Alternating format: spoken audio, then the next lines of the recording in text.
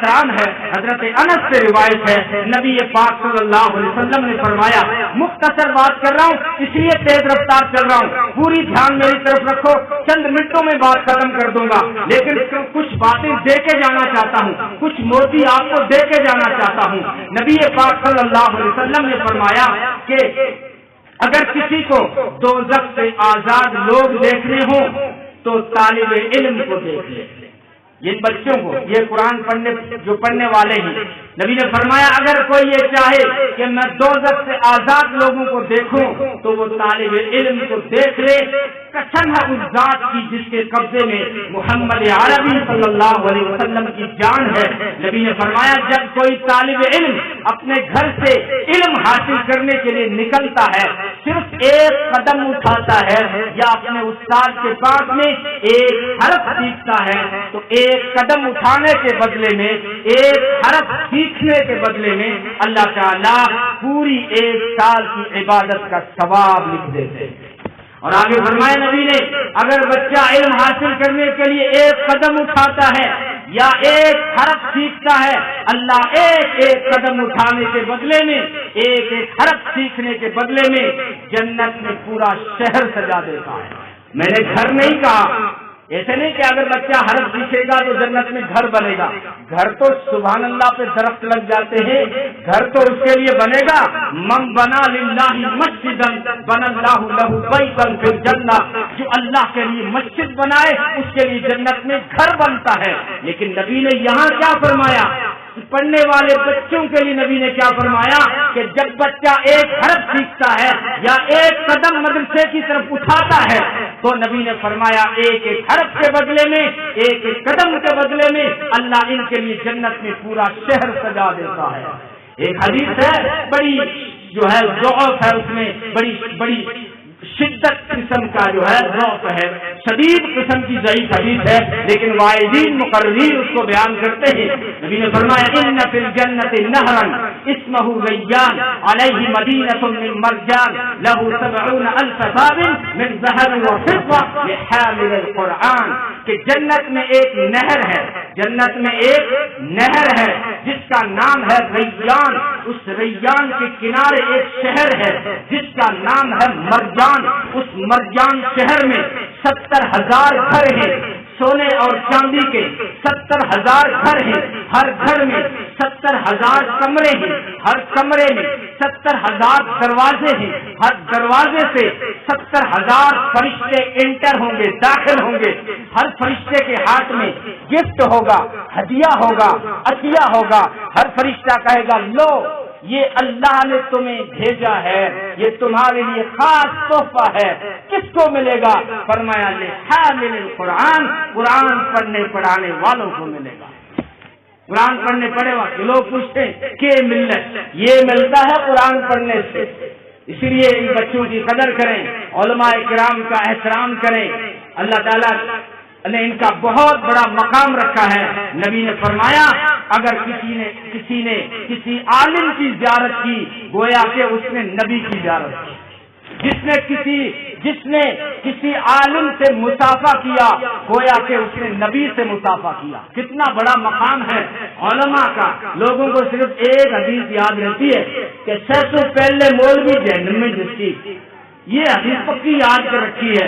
ارے دوسری حدیثیں بھی ہیں.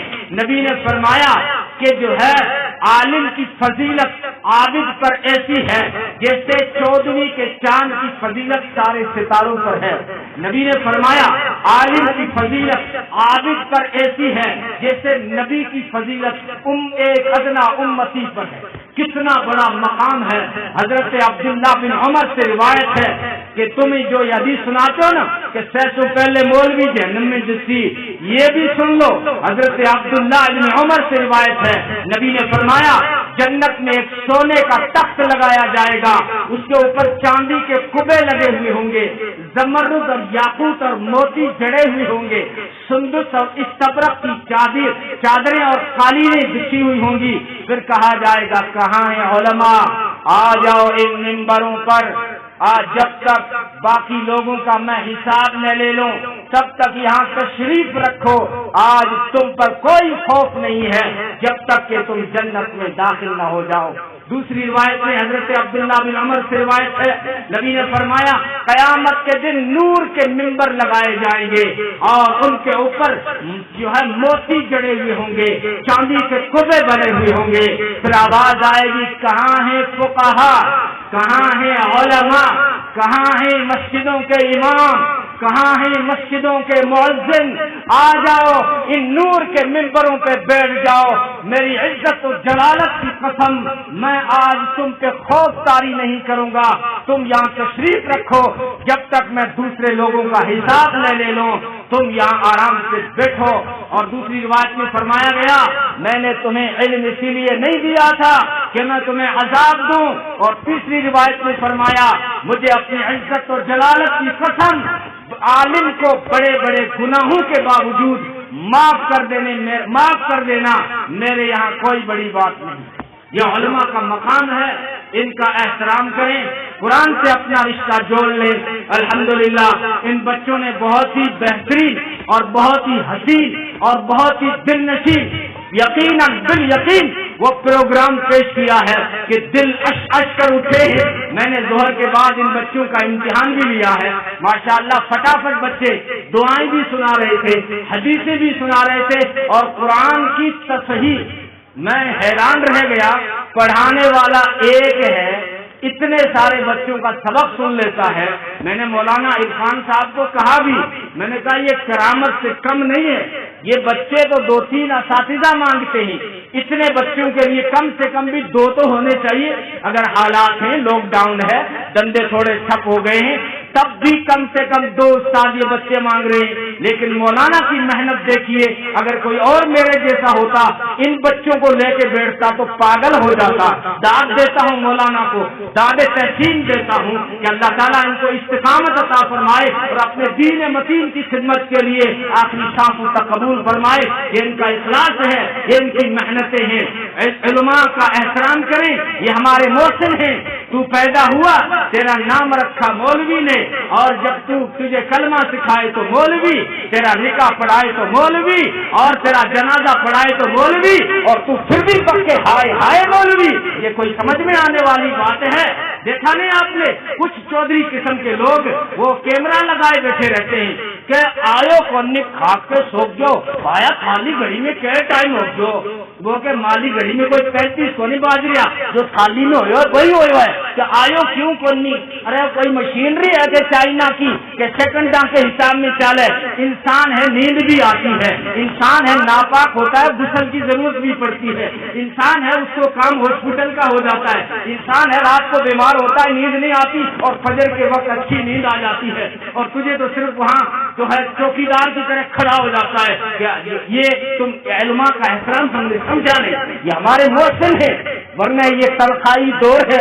इस दौर में आपने मेरे जैसे लेक्चरार को नहीं देखा, 5 मिनट के लिए क्लास में आते हैं और बोर्ड पे समझा देते हैं कि बस जितने जो समझ में आ गयो समझ आ गयो, नहीं आए तो मत ही समझ लीजिए। लेकिन ये तुम्हारे मोहसिन है, एक एक बच्चे को कलमा, एक एक बच्चे को नमाजें, 40 हदीसें इन बच्चियों को याद है, नमाज की सुन्नतें, खाने की सुन्नतें, पानी की सुन्नतें, ये हमारे मोहसिन हैं। इन मोहसिनों का ख्याल रखा करें, इन मोहसिनों का ख्याल रखा करें और इनको खुश रखेंगे तो ये पूरी तवज्जो बच्चों का करेंगे। अगर आप तनख्वाह में कंजूसी करेंगे, मौलवी के रसोई नहीं चलेगी तो फिर मौलवी फिर इधर देखेगा, उधर ट्यूशन पढ़ाने जाएगा, उधर की ताबीज करने जाएगा। आप माकूल तनख्वाह दो ताकि मौलवी बेचारा बच्चों पे पूरा ध्यान दे सके। ये मेरी राय आप दिल पे लिख के जाओ। एक और आलिम की जरूरत है, यहाँ बड़े बड़े मेंबर लोग बैठे होंगे, मशवरा कर लेना और कोई मुश्किल नहीं है, 100 50 रुपए लोगों पे डाल देना और ताकि हमारे बच्चों की सही तालीम हो सके। और नौजवान किस्म के आए हैं, इनको भी थोड़ा सा पैगाम दे दूं कि तुम गर्मियों की छुट्टी में इस्लाम को सीखने के लिए और दीन को सीखने के लिए थोड़ा टाइम निकालो। और बुजुर्गों से कहूंगा अल्लाह की राहों में निकल के दीन को सीखो और